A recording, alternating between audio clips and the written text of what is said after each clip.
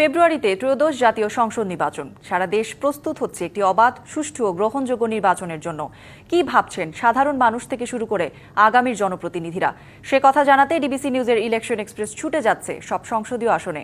এখন রয়েছে সংসদীয় আসন 87, যশোর 3-এ। সিএসআরএম ডিবিসি ইলেকশন এক্সপ্রেস, আজ আমরা রয়েছি যশোর 3 সংসদীয় আসন 87। আজ আমাদের সঙ্গে যুক্ত হয়েছে এই আসনের একজন মনোনয়ন প্রত্যাশী, ইসলামী আন্দোলন বাংলাদেশের কেন্দ্রীয় বাণিজ্য সম্পাদক মাওলানা সোহাইব হোসেন। স্বাগতম আমাদের সিএসআরএম ডিবিসি ইলেকশন এক্সপ্রেসে। আপনি তো ওই আসন থেকে ইসলামী আন্দোলনের একজন মনোনয়ন প্রার্থী, পাশাপাশি গণসংযোগ করছেন।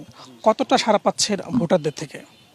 আসসালামু আলাইকুম রহমতুল্লাহ, সকলকেই আমার খতে সালাম। তো আপনার প্রশ্নের উত্তরটা সরাসরি দেওয়ার আগে আমি সেই মহান রব্বুল আলমিনকে স্মরণ করছি, যিনি একচ্ছত্র মালিক হলেন সার্বভৌমত্বের, এবং তার শুকরগুজার হচ্ছে আলহামদুলিল্লাহ।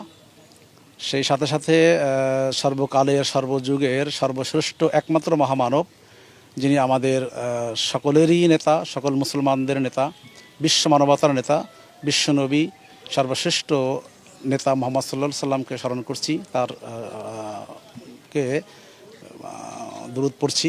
সাথে সাথে স্মরণ করছি মহান মুক্তিযুদ্ধের 1971 সালে যারা জীবন দিয়েছেন, আত্মোৎসর্গ অর্জন করে যাদের ত্যাগের বিনিময়ে আমরা এই স্বাধীনতা অর্জন করতে পেরেছি, তাদেরকে স্মরণ করছি। সেই সাথে স্মরণ করছি সর্বশেষ ফ্যাসিস্ট বিরোধী ছাত্র জনতার বৈষম্য বিরোধী আন্দোলনে যারা জীবন দিয়েছেন, তাদেরকে আল্লাহ পাক যেন সকল মুসলমানকেই শহীদ মর্যাদা দান করেন।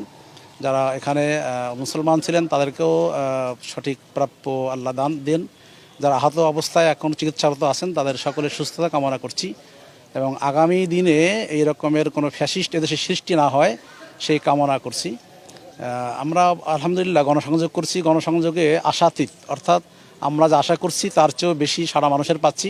একটা জিনিস মানুষের কাছে যে উপলব্ধি হয়েছে যে মানুষ যেন একটা শ্বাসরুদ্ধকর পরিস্থিতির ভিতরেই অনিচ্ছা সত্ত্বে বসবাস করতেছে, অর্থাৎ মানুষ মনে করছে এখনও তারা অত্যন্ত সুখে শান্তিতে নেই। তাদের একটা উপরে একটা অঘোষিত আপনার একটা নিয়ন্ত্রণ চলছে, সেটা চাঁদাবাজি হোক, আতঙ্ক হোক, সন্ত্রস্ত হোক ইত্যাদি। মানুষ একটা নিরাপত্তা চায়, এখান থেকে মানুষ এই ফ্রাস্ট্রেশন থেকে বাঁচতে চায়। সেক্ষেত্রে মানুষ এবার ইসলামী শক্তিকেই গ্রহণ করেছে।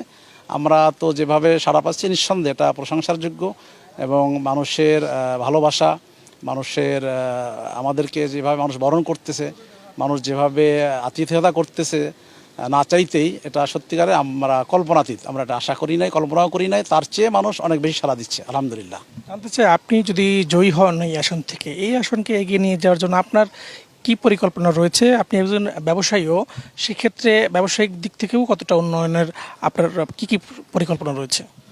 পরিকল্পনা তো আসলে আমি প্রথম যেটা করতে চাই সেটা হলো একটা ভোট যেমন দেশের সর্বোচ্চ ব্যক্তির যে মূল্য, একেবারে সর্বনিম্ন একজন ব্যক্তির ভোটের একই মূল্য। তো এই মানুষের মাঝে ভেদাভেদ দূর করে মানুষকে সমমর্যাদা উন্নীত করতে চাই। এবং একটা জিনিস হলো যে মানুষ এখন যে আতঙ্কে ভুগতেছে যে আমি ঘর থেকে বের হয়ে আবার ফেরত আসতে পারবো কিনা, আমি আমার মান, সম্মান, সম্ভ্রম, সম্পদ, ইজ্জত ঠিকমতো আমি রক্ষণাবেক্ষণ করতে পারবো কিনা, আমি চেষ্টা করবো এটা নিশ্চিত করার। অর্থাৎ আমরা দেখছি ফেসিবাদের সময় পলিটিক্যাল অ্যাফেয়ার্সেই অনেক সৎ মানুষ মামলার শিকার হয়েছে। ঠিক সেই রকমেরই কর্মকাণ্ড এখনও আবার অদৃশ্য কারণে আমরা ঘটতে দেখতেছি, যেটা একটা সমাজের জন্য সবচেয়ে বড় হতাশা, সবচেয়ে বড় ঝঞ্ঝাটপূর্ণ বিষয়। এবং এই টেন্ডেন্সি থাকলে সমাজে কখনোই শান্তি, স্বস্তি, নিরাপত্তা নিশ্চিত করা যায় না। তো আমি আমার জুরিডিকশন ইনশাল্লাহ করবো সেটা হলো এই যে মানুষকে অবাধভাবে এবং চলাফেরার সুযোগ সহ মানুষের শান্তি, শৃঙ্খলা, নিরাপত্তার ব্যবস্থা করব। এবং মানুষ যাতে করে আজকে দেখেন একটা বিষয় আমাদেরকে একটা এটা বলো ব্যাড ইফেক্ট, যে মানুষ মনে করে যে সমাজে যারা আজকে প্রশাসনে আছে তারা বুঝি অসৎ, কিন্তু আসলে না, তারা কিন্তু সৎ। বরং আমি মনে করি পলিটিক্যাল অ্যাফেয়ার্সের শিকার তারা। তো তাদেরকে যদি স্বাধীনভাবে কাজ করার সুযোগ দেওয়া হয় তো এটা সম্ভব। আমি এটাও অলরেডি ঘোষণাও দিয়েছি যে ইনশাল্লাহ।